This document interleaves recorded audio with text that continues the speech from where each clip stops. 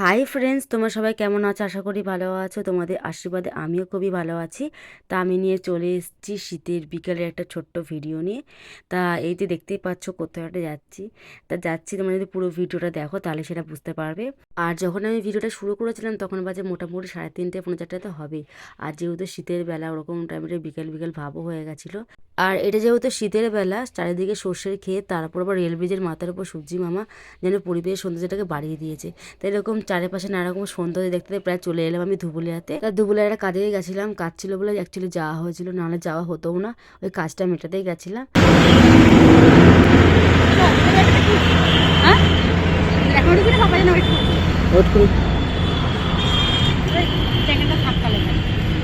এই যাওয়ার সময় যাবি তো আমি 2 কাপ চা খাবো। ধুবুলিয়ায় কাজ মিটিয়ে তারপর চলে এলাম শ্রীতে চা খেতে।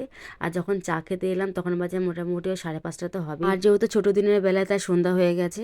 তার এখানে চা ঠাকে তারপর নিজের বাড়ির দিকে রওনা দিয়েছিলাম। তা সেদিনের বিকেলে থেকে আমি সন্ধ্যাটা এইভাবে কাটিয়েছি, খুবই ভালো কাটিয়েছিলাম। তাই এই ভিডিওটা আমি এখানে শেষ করছি, আবার দেখাবো অন্য কোনো ভিডিওতে।